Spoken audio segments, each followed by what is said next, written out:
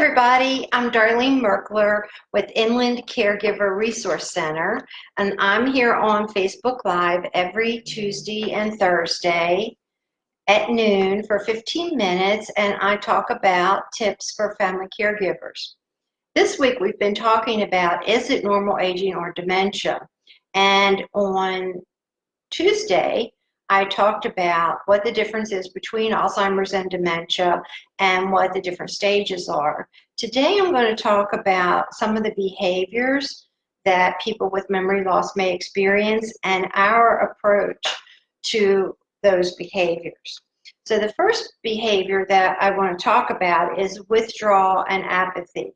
If you were here on Tuesday, you remember that I talked about in the early stages of the disease, the person with Alzheimer's or dementia may have mood changes. They may not be as spontaneous and things like that. So with that, the person can also become depressed. Just so you know,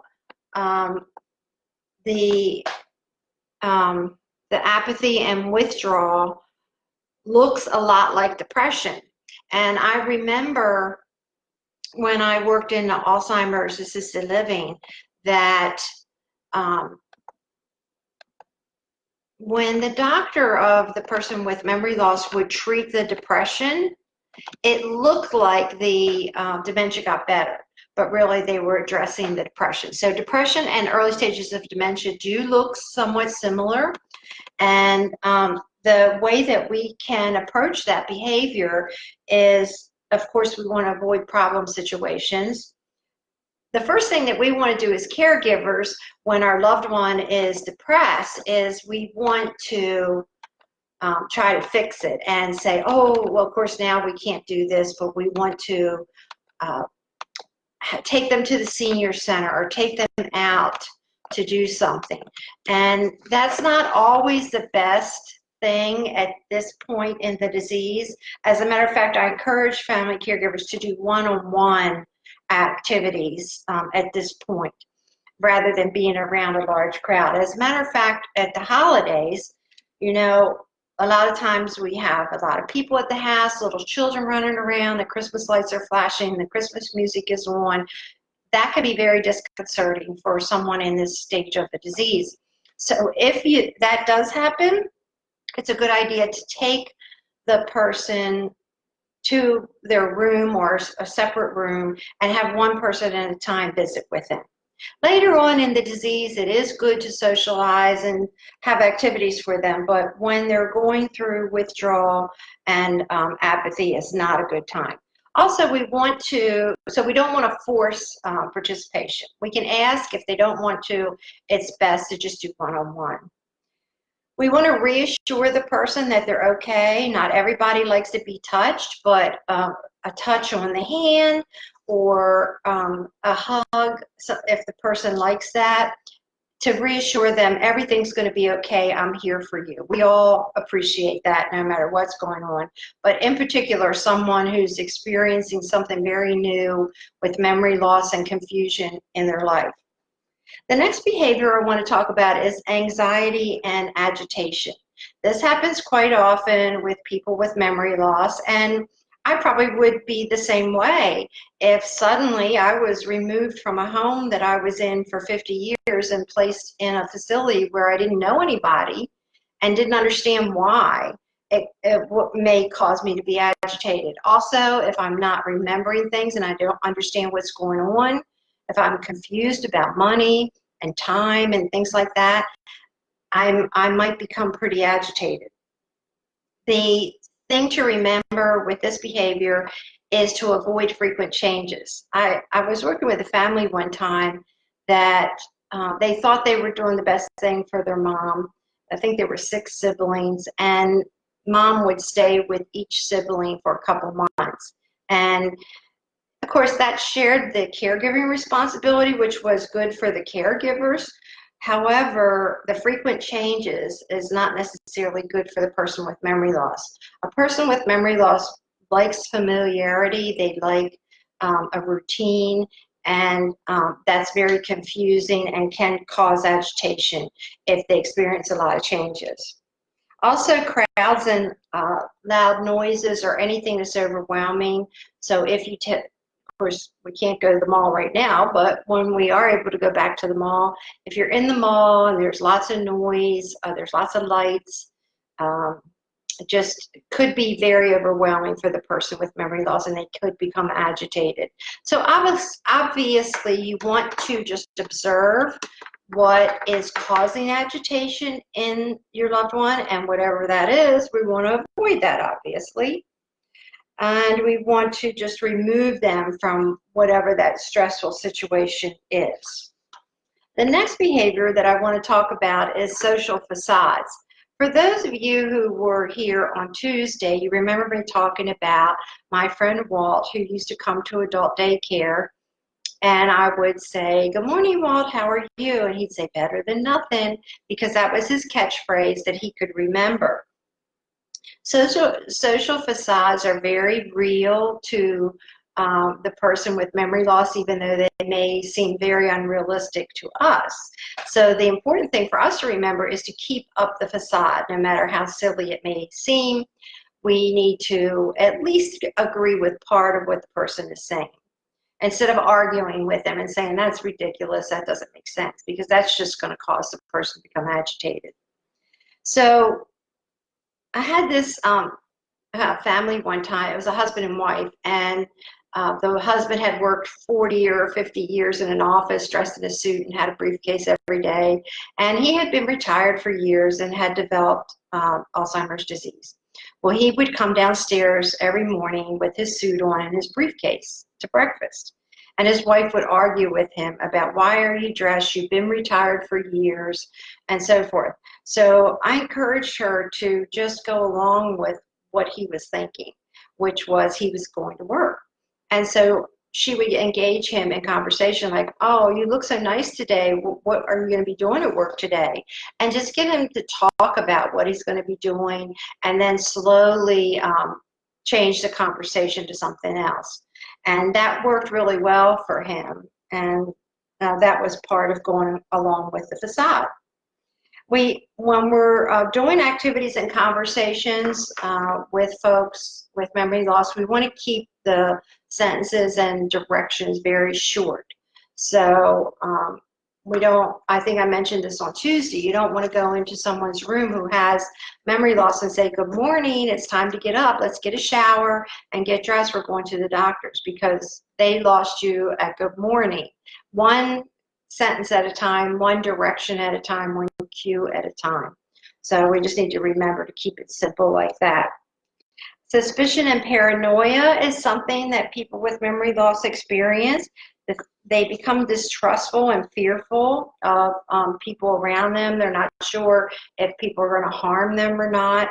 And I think I would feel the same way if I had lived in the same house for 50 years, and suddenly I was put into a facility or a community where I didn't know anybody. I would be very confused and worried about paying my bills and what's happening to my house, and where are my friends, and where is my family, and so forth. So the thing to remember with this behavior is we as the caregiver want to keep a calm voice. You know, if our loved one is becoming escalated and then we become escalated, then they become more escalated. So a calm voice, speaking slowly, and just very rationally to the person will help. Again, showing that you care, touching their hand and saying, "You're safe, you're okay, your family knows you're here, and I'm here to help you. Everything's going to be okay." Just assurance that the person is going to be okay. You've probably, the next behavior I want to talk about is wandering. You've probably heard that term before. And for about 6 to 9 months of Alzheimer's disease, some people do want to wander. It doesn't affect everybody, but some people tend to want to wander. Have you ever gone into a room and forgot what you went into the room for? That's how it feels with a person with dementia who's wandering. They are walking and walking and walking because they're looking for something familiar. They may be in a house that they've been in for a while, but they don't recognize where they are.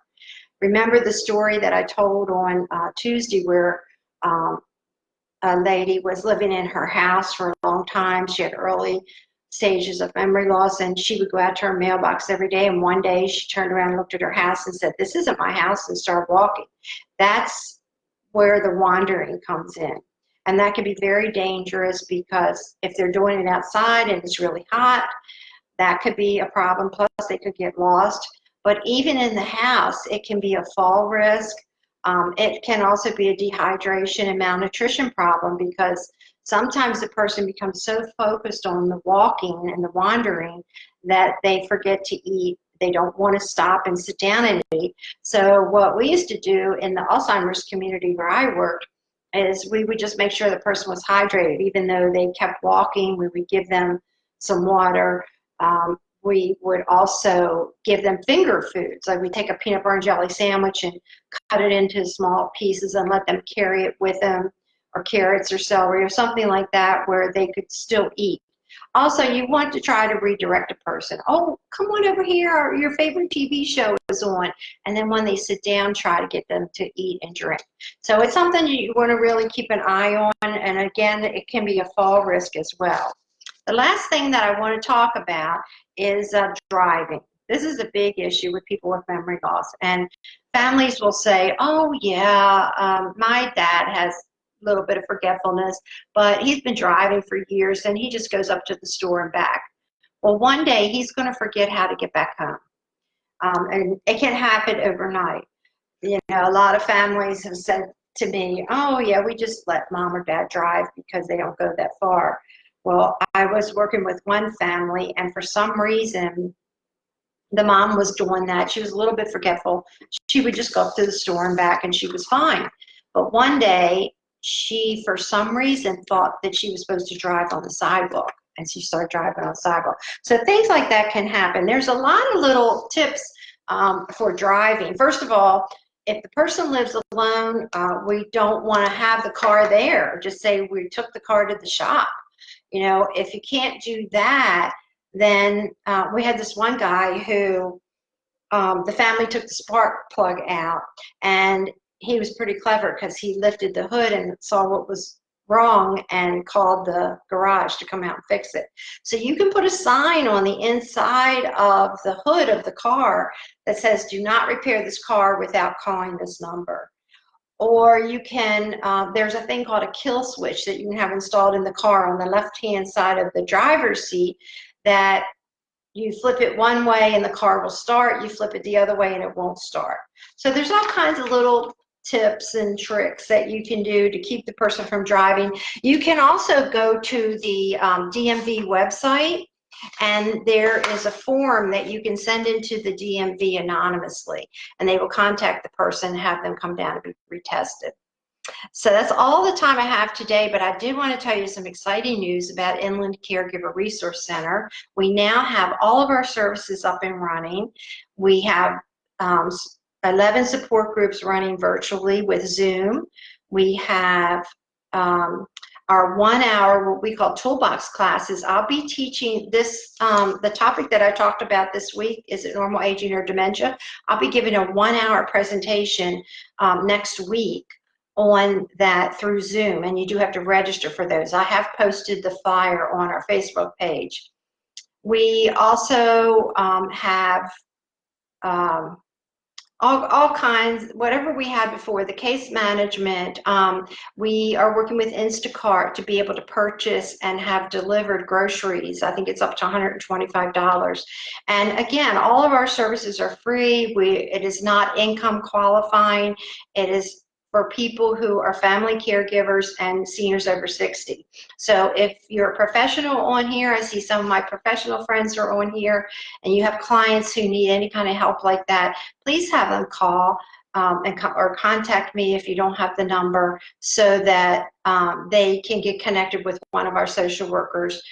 We're doing 6 to 10 sessions of counseling, because I know a lot of people, especially seniors, are depressed right now, and we're doing 6 to 10 sessions of counseling either by phone or on Zoom.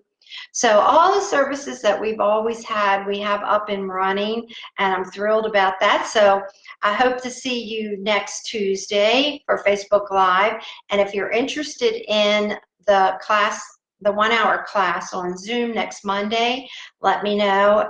Professionals and family caregivers can attend that class. So contact me for more information. It was great to see you all. Thanks for popping in, and I'll see you next Tuesday. Bye.